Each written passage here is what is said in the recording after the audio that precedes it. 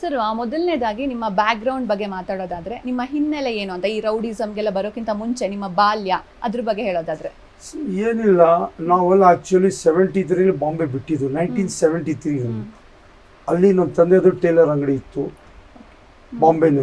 ಬಾಂಬೆನಲ್ಲಿ ನಾಗ್ಪಳ ಅಂತ ಒಂದು ಏರಿಯಾ ಐತೆ. ಸೊ ಅಲ್ಲಿ ಒಂದು ಹಳೆ ಏರಿಯಾ ಇತ್ತು, ಮುಸ್ಲಿಂ ಏರಿಯಾ ಅಲ್ಲ, ಮುಸ್ಲಿಂ ಪಾಪ್ಯುಲೇಷನ್ ಏರಿಯಾ ಅದು. ಆವಾಗ 73ನಲ್ಲಿ ಆವಾಗ ನಮ್ಮ ತಂದೆ ಏನು ಮಾಡಿದ್ರು, ಬ್ಯಾಂಗ್ಳೂರ್ ಶಿಫ್ಟ್ ಆಗ್ಬಿಡೋಣ. 9 ಮಕ್ಕಳು ನಮ್ಮ ತಂದೆಗೆ, 5 ಗಂಡು ಮಕ್ಕಳು, 4 ಹೆಣ್ಮಕ್ಳು. ಸೊ ಆವಾಗ ಕಷ್ಟ ದಿನ ಜಾಸ್ತಿ ಇತ್ತು. ಸೊ ಯಾರು ನಮ್ಮ ತಂದೆ ಹೇಳಿದ್ರು ನಮ್ಮ ಮಮ್ಮಿಗೆ, ಈ ಥರ ನಾನು ತನ್ವೀರ್ಗೆ ಮತ್ತು ಆವಾಗ ನಾನು 6-7 ಇಯರ್ಸ್ ಏನೋ ಇದು 7 ಇಯರ್ಸ್ ಇತ್ತು. ನಮ್ಮ ಸಿಸ್ಟರ್ ಇದ್ರು, ಅವ್ರಿಗೆ ಒಂದು 14 ಇಯರ್ಸ್ ತನಕ ಇತ್ತು. ನಮ್ಮ ಇಬ್ರಿಗೆ ಕರ್ಕೊಂಡು ತಂದೆ ಬ್ಯಾಂಗ್ಳೂರಿಗೆ ಬಂದುಬಿಟ್ರು.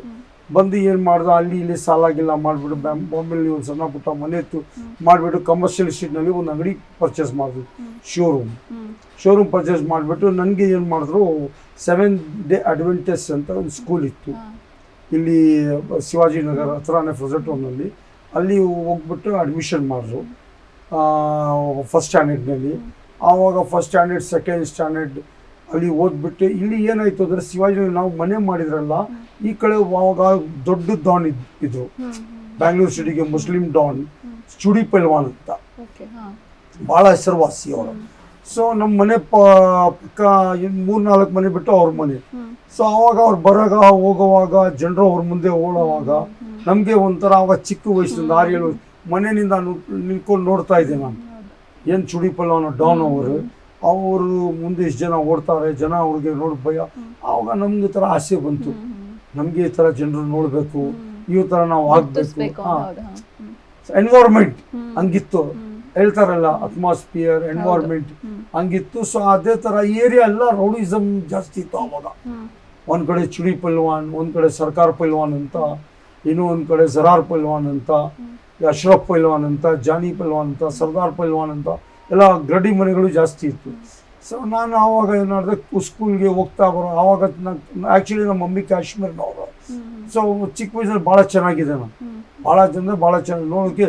ಸೊ ಆ ಪೈಲ್ವಾನ್ ಏನು ಮಾಡಿದ್ರು, ಚುಡಿ ಡಾನ್ ಬಂದು ನನಗೆ ಎತ್ಕೊಂಡು ಹೋಗ್ಬಿಡ್ತಾಯಿದ್ರು. ಸೊ ಆವಾಗ ಸ್ಕೂಲ್ಗೆ ಅವ್ರ ಹುಡುಗರೇ ನನಗೆ ಡ್ರಾಪ್ ಮಾಡ್ತಾಯಿದ್ರು, ಹೋಗೋ ತನ್ವೀರ್ಗೆ ಬಿಟ್ಟು ಬಂದರು, ನಮ್ಮ ತಾಯಿ ಹೇಳೋದು ಸ್ವಲ್ಪ ಬಿಟ್ಬಿಡ್ರಪ್ಪ, ಬಿಟ್ಟು ಬರೋದು. ನೋಡ್ತಾ ಒಂಥರ ಆಸೆ ಬಂತು. ಆಸೆ ಬಂದಮೇಲೆ ಏನು ಮಾಡಿಟ್ಟು, ಸ್ಕೂಲ್ನಲ್ಲಿ ಸ್ವಲ್ಪ ನಮ್ಮದು ಸೆಕೆಂಡ್ ಸ್ಟ್ಯಾಂಡ್, ಥರ್ಡ್ ಸ್ಟ್ಯಾಂಡ್ ಬರುವಾಗ ಸ್ವಲ್ಪ ವಯಸ್ಸು ಜಾಸ್ತಿ ಆಯಿತು. ಅಲ್ಲೇ ಗಲಾಟೆ ಶುರು ಆಯಿತು ನಮ್ಮದು 7th Day Adventistನಲ್ಲಿ.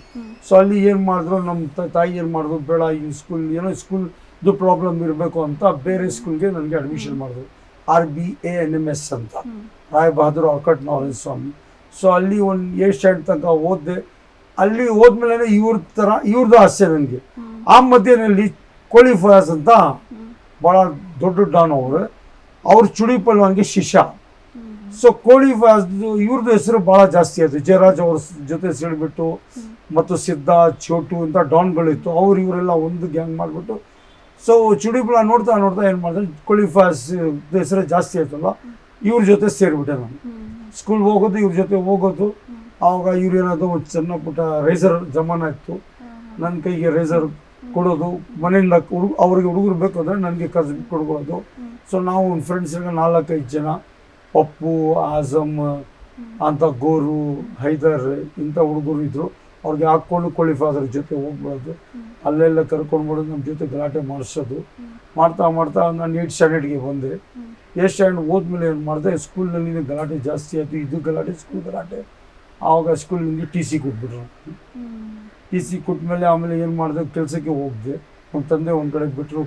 ಸೊ ನನ್ನ ತಂದೆ ಅವ್ರ ಅಂಗಡಿ ಕಮರ್ಷಿಯಲ್ ಶೋರೂಮ್ನಲ್ಲಿ ಇಟ್ಬಿಟ್ರು. ಅಲ್ಲಿ ಇಟ್ಮೇಲೆ ಅಲ್ಲಿ ಏನಾಯಿತು, ಮತ್ತು ಫ್ರೆಂಡ್ಸ್ ಸರ್ಕಲ್ ಬರೋದು, ಕರ್ಕೊಂಡು ಹೋಗೋದು, ಗಲಾಟೆ ಮಾಡಿಸೋಕ್ಕೆ. ಹಣಕ್ಕೋಸ್ಕರ ಮಾಡಿಲ್ಲಮ್ಮ, ನಾವೆಲ್ಲ ಹಳೆ ರೌಡಿಗಳು ಹಣಕ್ಕೋಸ್ಕರ ಮಾಡಿಲ್ಲ. ಮತ್ತು 20-30 ಜನ ಹೋಗ್ಬಿಟ್ಟು ಯಾರಿಗೆ ಮರ್ಡರ್ ಮಾಡಿಲ್ಲ.